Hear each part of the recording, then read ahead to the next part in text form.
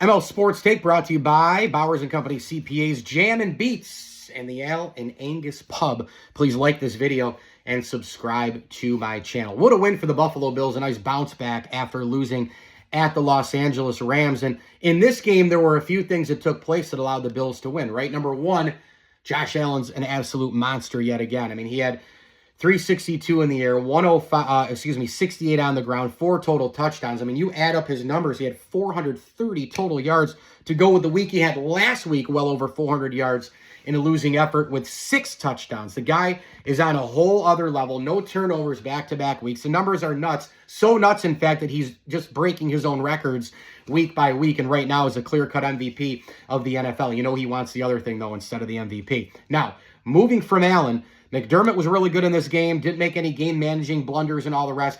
The defense, even though they gave up a ton of big yards and all that, the box score and the score, it's a little bit off. When you look at it, sure, 6-point game. But the Bills' defense, they caused a turnover with the Benford strip on Amon-Ra St. Brown. The Bills' defense shut down the Lions' run.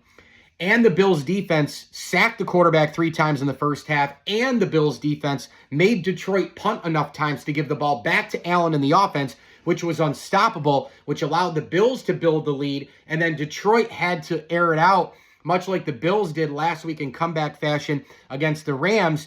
They couldn't run the ball. They want to run the ball. They want Montgomery and Gibbs to go nuts, work off the pre-snap motion, the play action, getting Goff around. When you hit Goff, he's shaky. He's like a Kirk Cousins, Dak Prescott. When you give him a million hours, he becomes vintage in your prime Aaron Rodgers.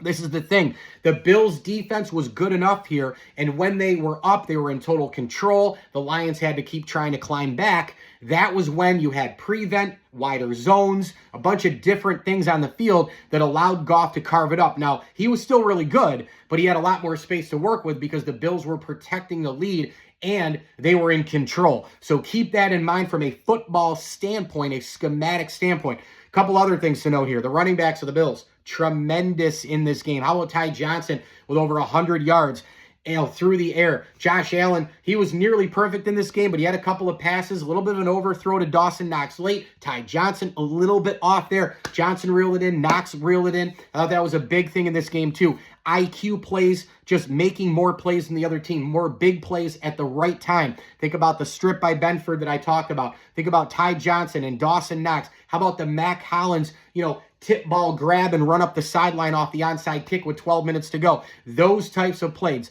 The mind making the play at the right time, big moments, big situations.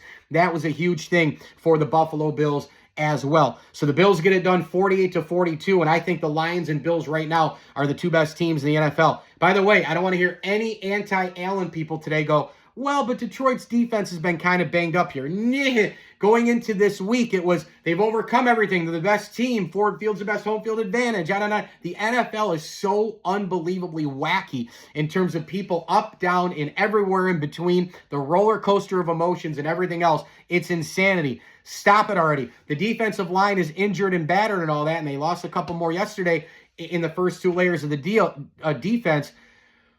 But they're still really good. And the second and third layers are great. And their coaching, Aaron Glenn, is great.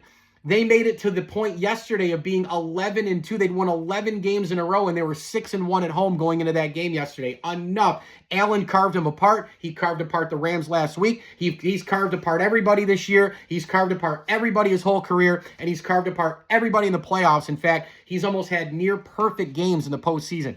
Enough. I don't want to hear any anti-Allen people today in any way, shape, or form for that matter, but especially, well, Detroit's a little banged up, so, Allen, get out of here. I don't even want to hear it. I don't want to hear anybody today with that stuff at all.